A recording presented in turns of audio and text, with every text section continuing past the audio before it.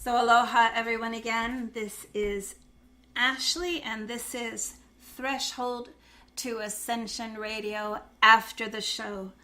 It's August 9th, 2018 and we're continuing with my amazing guest, Paul Richardson, who was up at the wee hours of the morning in Turkey to do the show on BBS Radio. And you know, I'm already, my phone is lighting up with texts and people that are excited about what all you have to share. Before I forget, I do want to ask Momo's question, and I don't know if it's in your area expertise or not, so don't feel any pressure. Momo is actually the owner of the beautiful 5-acre sanctuary that we're living on, and the community has done an amazing job in meeting to prevent the smart meters coming in and to, you know, fight back against spraying and all the toxicity that happens. They have 2 yurts here. They have a composting toilet. They inherited when they bought the land an earth bag home that's being kind of modernized. It needed a little work, but he has an old a pond out in the back, and I don't know if you can answer this question. The pond gets a lot of leaves and scum and things in it, and it's not that big, and he's trying to figure out a pond drainage system that wouldn't require a lot of electricity or a generator or that. I did show him on Ashli's site some of the information on the water, but is that an area that you feel comfortable addressing, or is it not really your area of expertise? I'm actually more Aloysius, really the water wizard when it comes to this stuff. But I mean, in terms of, is he looking to use that water to feed the permaculture, or? Yeah, I think what's happening is getting very brackish. It's getting a lot of decomposition happening there. And I believe that some of the leaves decomposing bring in a beetle that's not very friendly to the local pine trees. But that's my assumption of it. So, but I can have him look at Ashlov's information if you feel that's more of a... But you can look at that, or you can send me through the info or at havenearth.org. You can send me particular questions and I can get some feedback for him. Perfect. You know, if you send some, you know, more specifics, you know, to have a look. I don't mind to, obviously, you know, my time's limited and I want to put it into developing what we're doing, but no, I mean, I think we just created a little pond, well, not a little pond, but like a reservoir here on this project in Turkey as well, for part of the permaculture farm. So we're going to create, you know, we're doing a big underground storage room as part of his farm, below his dome actually, so he can store everything. It's like 40 degrees here in the summer, so. So that's 40 in Celsius, right? So we're looking at about 110-ish, 100 Fahrenheit. So we in this show, we're able to talk a little bit about Haven Earth Center. And one of the points that you feel very passionate about is how Haven Earth Center sees itself being able to facilitate this shift in the paradigm and the shift in the consciousness.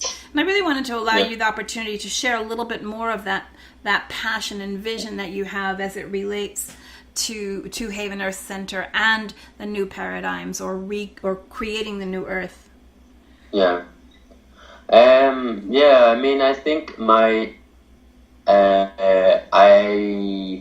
always had interest in communities, but because of my background growing up kind of almost, I wouldn't say city, but I grew up in the north of England in a, you know, big town, and you know, not really engaged in nature so much, to be honest. I mean, I would go to the beach and all these kind of things to meditate, I mean, to connect in nature, but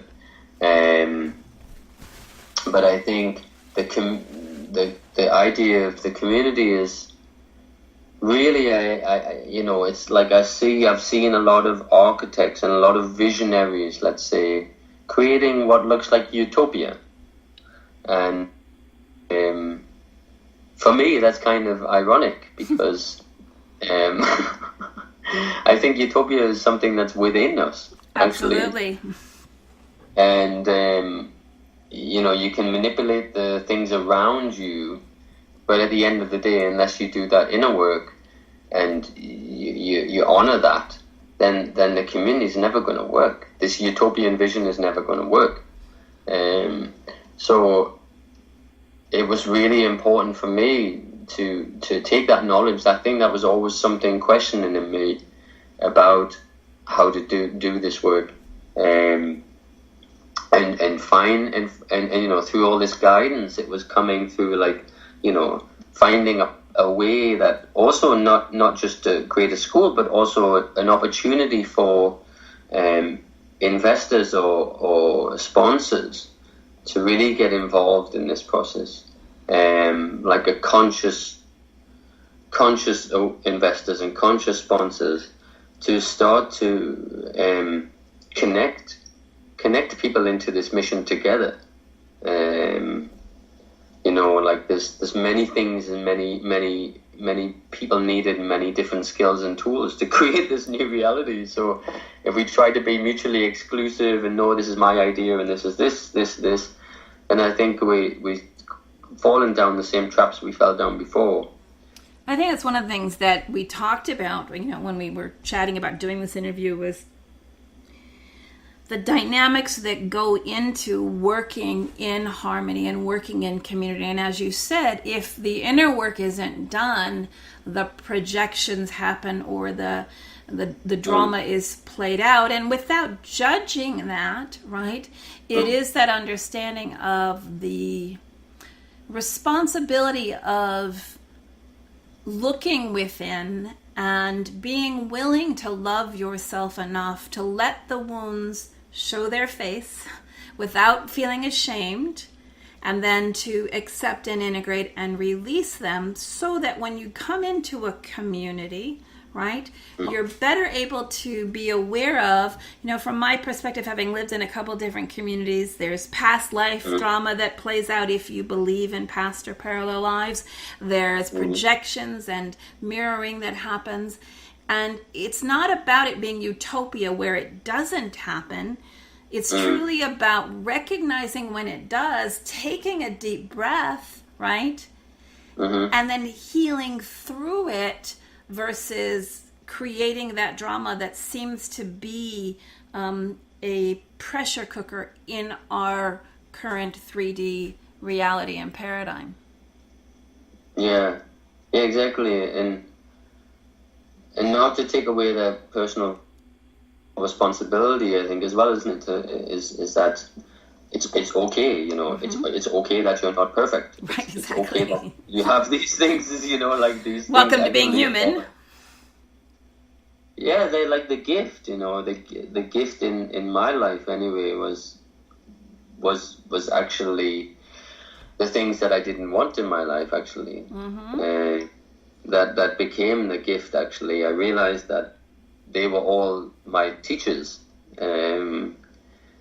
kind of guiding me to what I really knew was the right thing. And it's almost like I had to, for some reason, I really needed to experience that more than I think I needed to,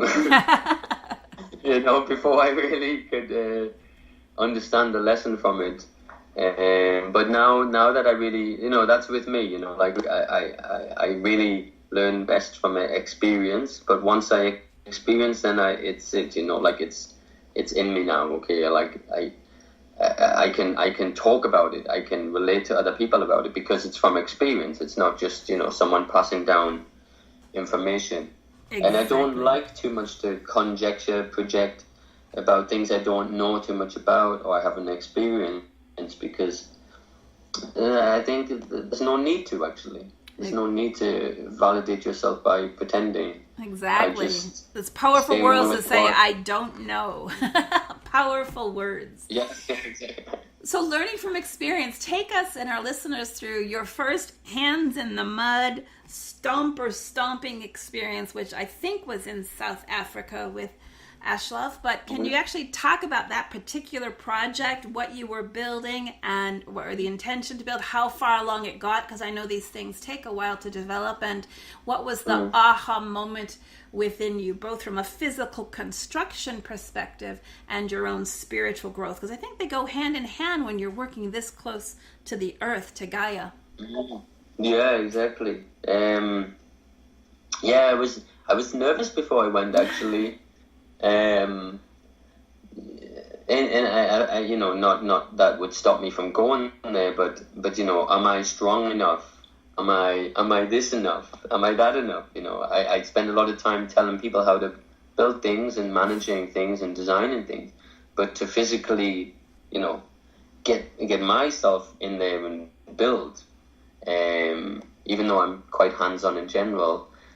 But really, it's such, you know, we built one aircrete dome and we built one earth bag dome. And about what time period did that take? You said there was about 20 of you there?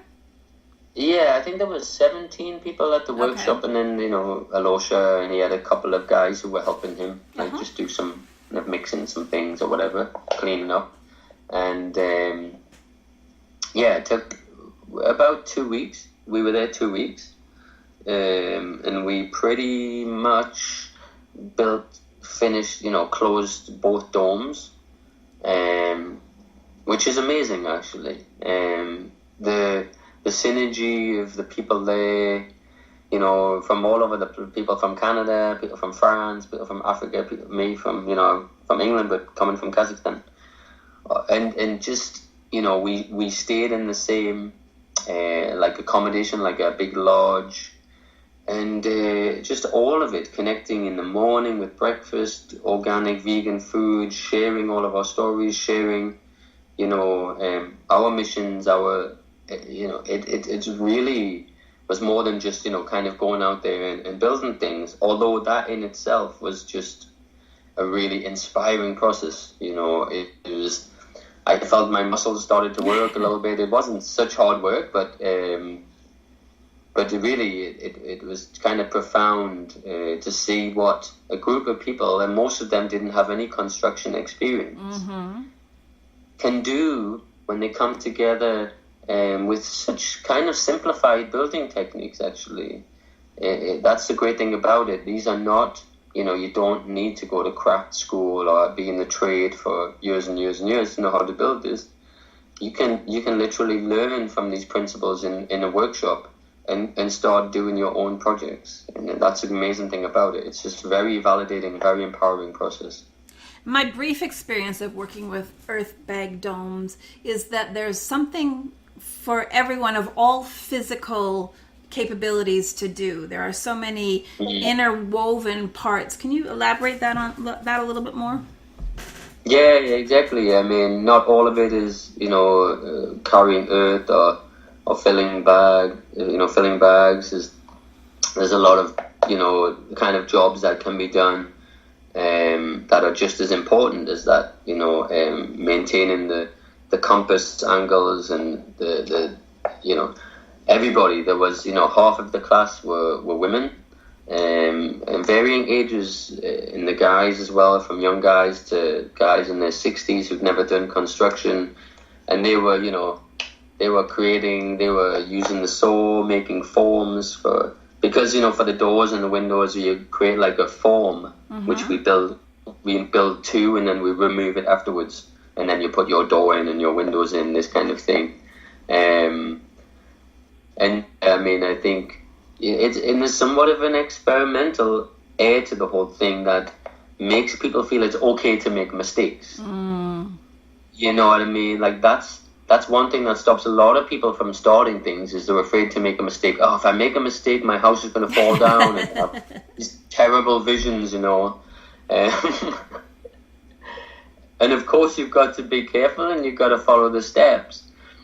But they're not so complicated that, you know, once you get it, you get it. And then, you know, that's okay. So, you know, the first few days, it's really people getting to handle and understand the techniques, okay, and you're showing them a lot. And then really they're just excited, they know how to do it, and they really want, it's actually the people that are driving the process. not even the workshop people who are facilitating. It's the people. They are the ones that want to finish. They are the ones that want to complete. They want to see the fruits of their labor. And it's so amazing to see that transformation. You know, people are so proud, and we've stayed in contact since then, the whole group. WhatsApp, different ways, and sharing stories and supporting each other. Well, it creates kind of a family in its own way, doesn't it? When you're so involved in creating and birthing something like this. Yeah. Yeah, exactly, birthing something. Exactly. You know, I've been talking to a few people about, you know, missions and journeys and plans and manifestation and intention. And, you know, one of the things we've been talking about is creating a school for something like this here in the United States, where we could bring young people into, right, to learn it as well, if they choose to, if they're drawn to. And also, unfortunately, here in the United States, we have a huge homeless population. And we do have some communities that are now coming up where they're tiny homes. You know, that is a big fad here. I see this too as a community opportunity for those that are drawn to. Again, you're not forcing anyone to, but just the pride that comes from having your hands in the dirt and creating it, and that ownership is something that I think recalibrates within people that might be lost into a sense of accomplishment and pride. Yeah, I think you hit it right then. Only one thing I would say is that we don't call it dirt, we call it earth. Thank you. No, that's on. Thank you. I appreciate that. Makes that I can feel the difference in the frequency. So thank you for that. Yeah, exactly. Because from that matter is all of existence, and all that we are going to take in the future journey in our consumption and all of this.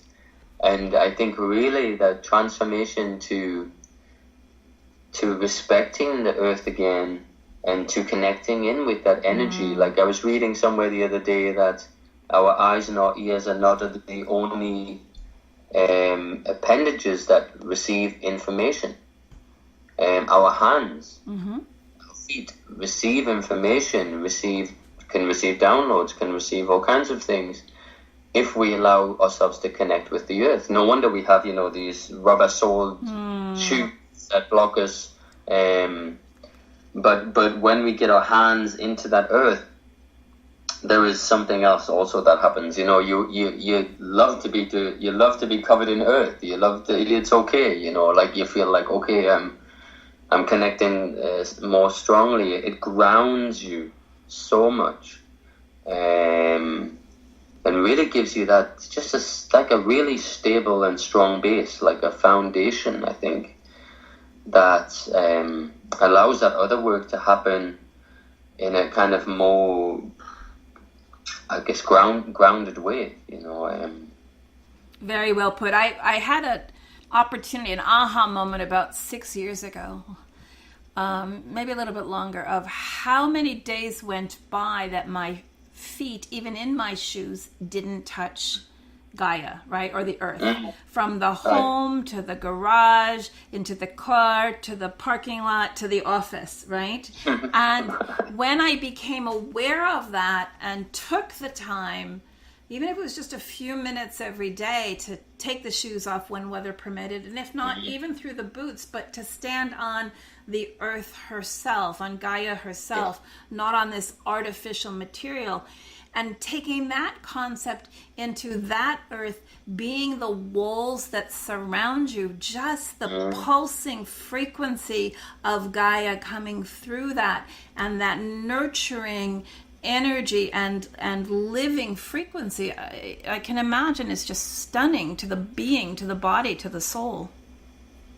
Yeah, and it's like we went, Alosha and I, when we were in Moscow in May, we took a few days and visited some of these off-grid kind of homesteading communities. You said there was something like, was it 500? Did I hear that right when we checked? Yeah, there's more than 500 Wow. of these communities have developed in Russia because the Russian government had basically opened things up that people can claim land for free, like 1 hectare per family. And it's just inspired a wave of change, which came, I think, a lot from the Anastasia book series, which was of Vladimir Megre. book series. I don't know if you've heard about. I have heard about it. Actually, you're the second recommendation, so it's going on the list. Yeah, really I don't need 3 anymore. 2 is enough. Exactly. It's such a beautiful, inspirational guide, actually. The message that comes through in these writings and from Anastasia herself. So, yeah, these communities are really inspired, and they're making their own homes. They're building their own homes, but they're connecting with the earth. They're growing their food, and it was really something to note, to go to this community and actually see how they start to live, and also to see some of the issues and the problems that they're having, and the things that they wish they had done differently, the things that they wish were available. And this is actually the next thing that Alosha and I are planning. Before the workshop, actually, I'm planning to go back to Russia. Alosha went over to Russia recently, and we're planning to go do a kind of a tour and make a documentary about these communities and researching what is it that's working, what is it that's not working, and how the Havener Center can be part of helping to assist and facilitate that. We already got asked if we would make a center. There's 3 communities that are kind of triangulated in one area about 2 hours from Moscow, and they asked us if we would develop about 50 hectares of land and create a center. And also part of that center, also we want to teach entrepreneurship. We want to teach people how to take their new skills of working with the earth, growing food, crafts, all of these organic, natural things, how to still, connect through the internet, connect through these tools that are here now, to basically create their own abundance in nature, and start to kind of recreate a new economy based on this earth model. And I think that's important, just like you've bridged, your 3D academic education of architecture, although it was sustainable, with bridging it with this new vision, the same, right? It's not about having to go cold turkey, although if someone's called to do that, that's fine. But there are so many opportunities for that bridging, as you've just described. Well, we don't have the luxury right now, I think, to just there's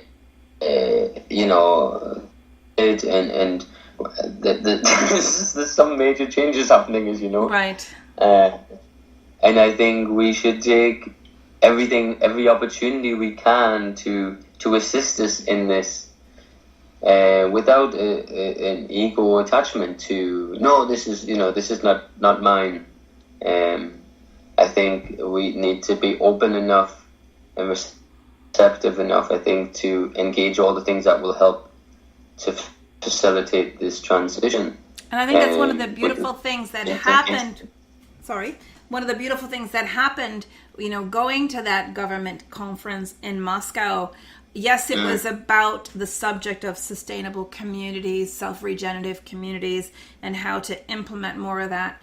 But I think even more so, perhaps, it was about, as you described, the people that came together, all the different skill sets and all the different aspects that they brought. Can you share a little bit about what kinds of people brought different puzzle pieces together at that event, and what that meant to you, seeing that all come together? Right.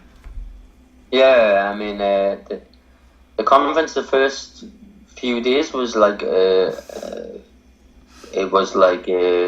had to present actually in front of government officials. So we got put into different groups. The specialists who were to do with construction, architecture, design, they were put together to formulate that side of this sustainable city of the future. And then medical professionals, longevity school, these guys were in another, team to figure out, what does a new medical look like in this new, sustainable cities of the future. So there was a lot of different kind of groups, but mostly our group was, interior designers, architects, natural, people who are doing sustainable stuff, let's say. And it wasn't, I wouldn't say it was easy, that's for sure. There was some egos who were there very much just to further their own business and things like this. So there was very much a vetting process, and the group that we ended up with was, one lady who runs like a longevity school, and she's a medical holistic doctor. One gentleman who is consulting with the government. He studied, traveled through India and Asia, Ayurvedic medicine, and he's in his mid-40s. He looks like he's 30 years old, and but and some other younger guy with experience in architectural background, and some other people. But I think now we had a core group of about 4 or 5 people, not including myself. And it's really, we're kind of focusing on more implementing some pilot projects, I think. Because, it's great to talk and we can make some solutions and we can make processes, but until we create something and start to show that it's working and start to test it, that's really the only way that you ever get any input really from a business, from government, from the financial sector, is to support these kind of projects anyway. So I think that's our step now is to figure out where to make that prototype in Russia. And that project will start obviously after the Turkey, the workshop in Bodrum coming up in September. Yeah, we have lots of ideas of how to, and lots of ideas are getting put on the table as to how we can, because the most important is to share this information, this knowledge. Actually, it's it's not to go and design multi-million-dollar natural building home for one client, make a lot of money. That I don't care for that. That's not the paradigm that we're walking into, and I think it's really like to just be an open book, like you're saying, to share the journey, to share the story, and to openly share what we're doing, and we're holding the flame for this, but we're inviting people in to be part of this, to contribute on some level to what we're doing, and I think that's part of what we're doing as a team, is seeing how people would fit into that mix at that time when they show their interest. And I think that's the beauty too, it's that the in-breath and the out-breath, right? People come to do the workshops or watch the videos online, and then they go back out, and some will be drawn to just start right away and get going and find that flame and that passion within. And, some they will come back and they'll learn more, and then they'll go out and teach others. And so just that beautiful synchronistic dance and domino effect of what you're setting up, and that understanding, it's not about trying to keep it secret, right? It's truly about being that expression and that mentor for others who are looking to benefit the planet with more and more of these self-regenerative communities. Yeah, exactly. I mean, I've stopped hesitating, because I understand that it's okay, man. There's nobody perfect, and we should be open to learn from the mistakes we make, and we just learn to be fearless to make them mistakes. I think is the only way we're going to find a solution. Actually, if we're locked in the fear of the unknown that this dominant system puts us in, then how can we break free? So I think it's really important to just let go of that need to prove oneself or be perfect, and to experiment and let that naturally unfold, I think. And if people are drawn to, it's really difficult to say no.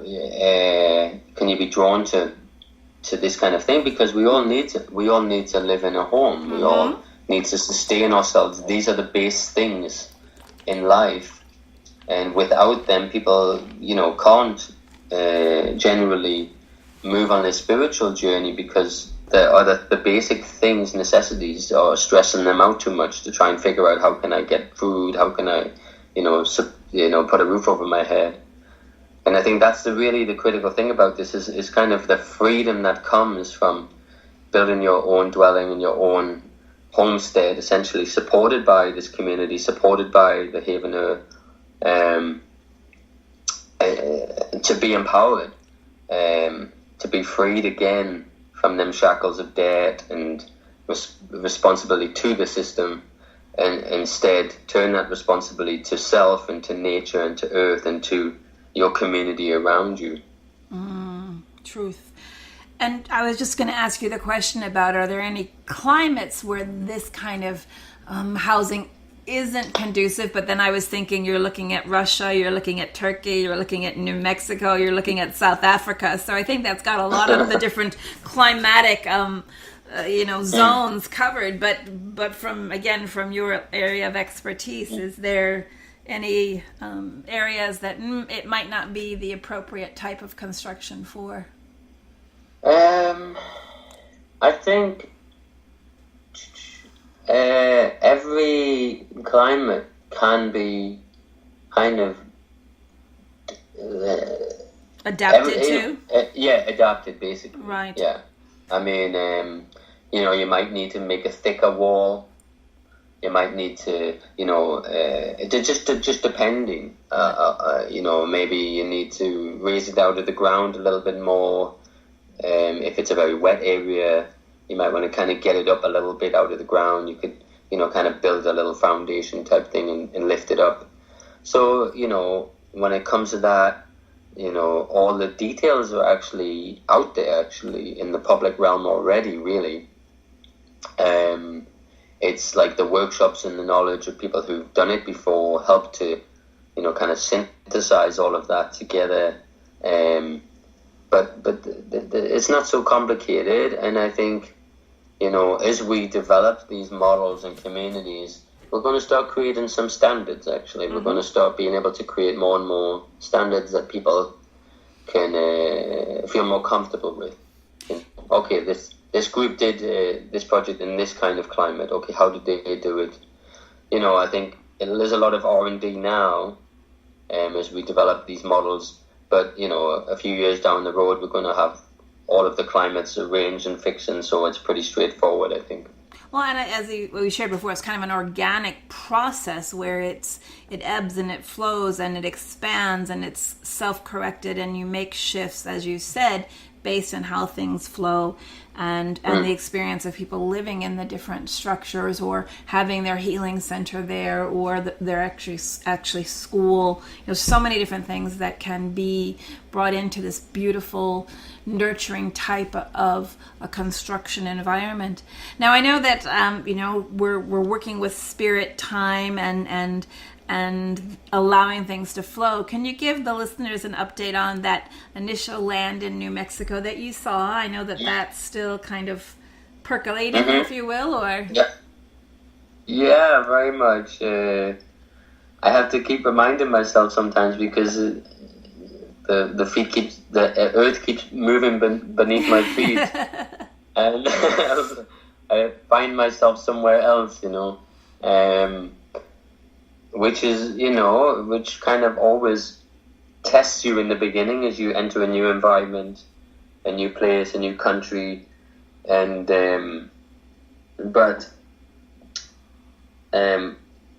just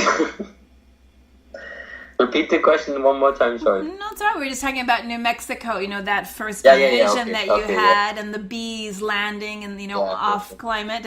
And it's the reason I'm asking you is because for some, it can be very easy to get discouraged if things don't get birthed in the timing we think they should be birthed in. Right. And I think that's been part of your journey, is allowing the flow. So Yeah, no, very much so. Good point, because I did back earlier in the year, the start of the year, have some, ideas about when I would start that, other ideas about other things as well related to this work in terms of timing. And but as you said, I've just really been learning to more and more and more step into that place of trust. That I came this far. Yeah, exactly. Came this far, so far, following that guidance and trusting that, and just surrendering actually to the process. It's such a beautiful thing just to surrender and allow. Yeah, exactly. I mean, to understand that's, in our essence, we're here, fully present, fully engaged, full power, fully inspired, with all of your knowledge, everything just at your fingertips, because you're just so open, to use that and to write that on the canvas of that moment. But, when out of that moment, kind of all of that, it just seems to disappear. It just gets caught up in how, in a stressful thing. And regarding New Mexico, yeah, it's already certified a permaculture organic farm. So that was one blessing already. The owner of the land really loves what we're doing, and she wants to be a part of it somehow. She developed already like 3 acres of organic gardens there, connected to one of the buildings. There's 2 buildings on the property already. It's around 200 acres. And it's in this beautiful it's kind of nestled in this, almost like this little canyon, on 2 sides. On the north side, which is very nice to protect from that northerly wind coming from the plateau. It's up at 8,000 feet above sea level. The air quality is just brilliant. It has some running water on the property as well. I'm in contact with the agent, and she's loving the unfolding of this story. Even though it's taking more time, and I'd said, I'm looking to do this work earlier this year even. I'm just sharing with her my journey and the story of this unfolding, and she's just happy to be part of that, I think. And she really, really, really, her heart wants this project to happen. And this is an agent. Normally they just want to get their money and get out of there. Close the deal, get the commission. Yeah, exactly. But she loves it. I think when the bee landed on my hand and all of these things happened, they were like, okay, something's going on here. Something's going on.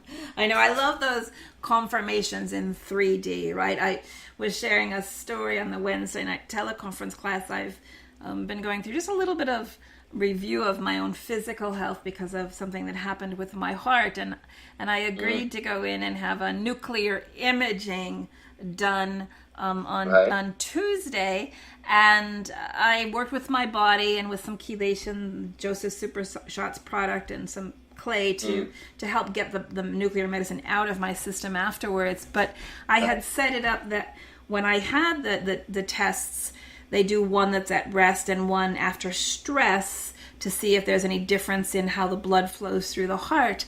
And I had set it up that I would do the stress test on the treadmill, not chemically induced. I didn't want any more drugs put into my body. Right. And so I get there and they're putting the IV in, they're shooting me up with the first radioisotopes, and I'm seeing it filled with divine light as it goes into my body. And then they tell me, okay, and we're going to do the chemical induced stress. And I said, I'm sorry, but no, we're not, right? And the way the medical bureaucracy is here, they had to have the medical doctor that referred me for this process change the form. Long story short, there was some confusion and complication for about an hour, and the time was ticking down of the lifespan of the radioisotopes for the second test. And so I just did a little meditation with all these other beautiful humans that were sitting in this medical waiting room, and just asked for support and asked for guidance. And I called back to the medical center where my primary doctor is, and this is how the phone was answered. This is Andromeda. How may we help you? And I said, I know I'm in good hands. And I explained what I needed. Within 1 minute, the form was there. I didn't have to have the chemical induced. And this young lady's name was Andromeda. But I just had to, the sense of humor of the universe, right? The sense of humor of spirit to give us these messages if we're present enough to receive them, no matter whether it's this sustainable community building or whatever someone's mission and passion is. It's just, I have a saying that I'm never surprised, but I'm always in awe of the universe. Yeah. Right? Yeah, exactly. Exactly. There's always, the bee that lands on your hand, or the other thing that happens if we're present enough to recognize it. Well, and just us connecting again. Yes. And just all of it. It's beautiful. It's really... Now, I know your day is just beginning there in Turkey. Where are you off to today? Are you traveling again? Are you... I was going to head to one part of closer to Istanbul. I was going to ride a car up there today and go to one permaculture project farm. Permaculture specialist Matt Lawson, actually, he's running a company called Holistic Progressions Design, and he's creating some homestead type permaculture farm developments, and he's also doing some natural building too. So because I'm very much just sharing my story and sharing the mission, and I'm connecting. I don't see Haven Earth actually as really my thing. I see it as actually, in some ways I kind of don't want it to be. Right. I want it to be kind of an organic thing that's going to grow and evolve and expand more and more and more, and allow people to feel like they can connect into that as well. And then I'm going to talk to Matt about collaboration on projects that we're doing, whether in design or running workshops, because I think the critical thing is that to really develop these communities on a global scale, we really need to empower and connect all of these disparate strands of the natural building world, of the permaculture world, of these things, and start to create an army, of kind of conscious creators who can, organically work together and support each other and show up and support at workshops or give them, this is how we need to do it. We can't do it. We're all in our ego. My company's going to beat your company. And this ideology, it's right. It's and then. So tomorrow I'm going to fly up to him, but today I'm going to the site. We have we're completing the underground works for the project, the workshop we're going to be doing.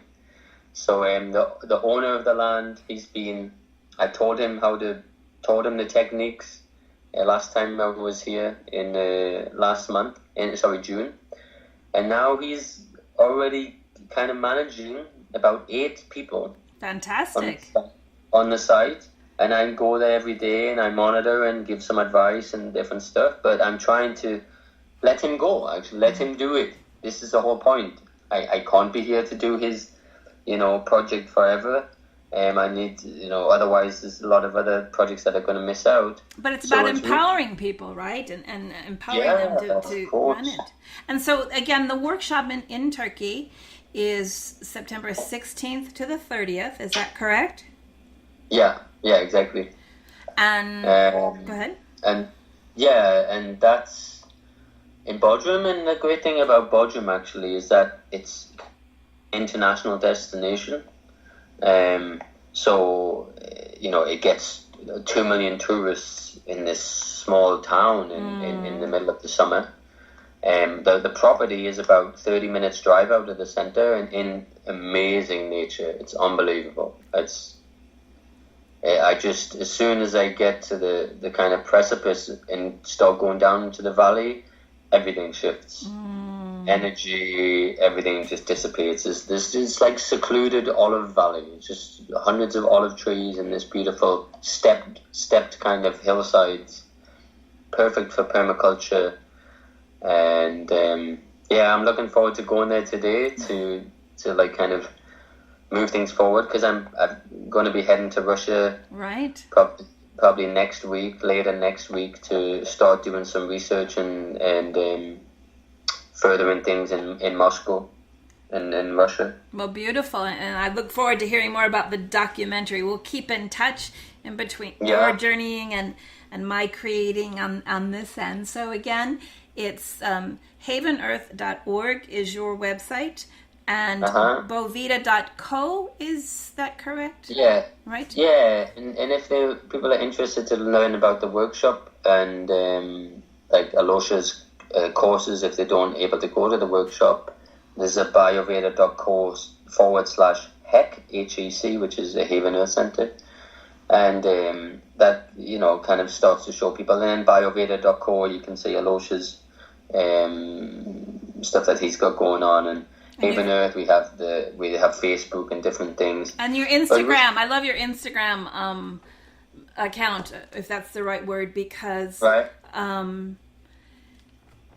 because of all the images and all the things that you that you show on there too. So that's a great reference for people to see work in progress too. Yeah, I just got onto Instagram like a week ago. Oh my gosh, you've got so much stuff coming out. It's like it's beautiful. Yeah, just inspired to share actually. So it's nice, and it's social media.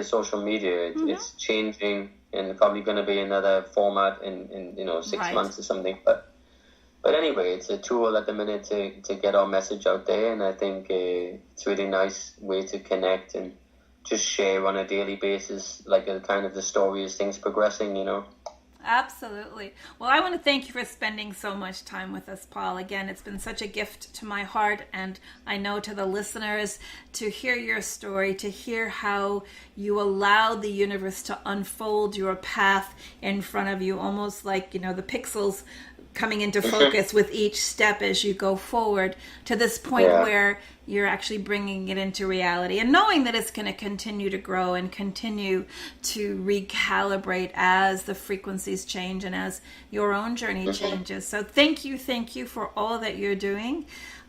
You're a gift to the planet, and I am so grateful for you spending this time with us. Thank you, Ashley. Thank you for giving such a beautiful platform to share this message. I hope the listeners got something out of it, and maybe they get to inspired in some way to start their own journey. Well, I'm already looking with Joseph, my partner, of where we might be able to do one of these projects in 2019. So we'll keep in touch. Great. I'll speak to you soon. All right. Much love. Aloha. Bye-bye. You too. Bye. Bye. So listeners, that was Paul Richardson for the After the Show from the August 9th, 2018 Threshold to Ascension radio show. I do encourage you to check out Paul's websites and his Facebook page. And if you're looking for a vacation that's very different, this workshop in Turkey is very reasonably priced. And the benefit that you will get from it, not only from learning the hands-on, but from the connections you'll make and the spiritual growth. I encourage you to go if you're drawn to do so. Mahalo nui loa. Until next week.